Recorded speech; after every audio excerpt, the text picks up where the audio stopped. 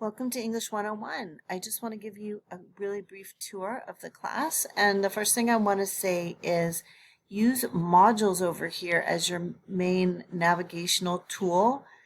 Don't use the to-do list as your main navigational tool, because if you do, you'll miss the instructional pages. So this is the week 1 module. You'll see the instructional pages are stacked up first, and then all the assignment pages, the ones that show up in the to-do list, are indented.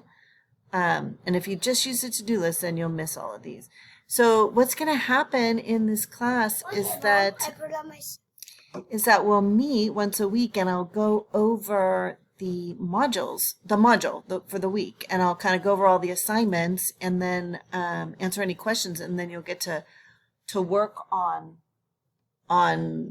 whatever piece you want to work on with me there to help you. So that's kind of how this course is going to go.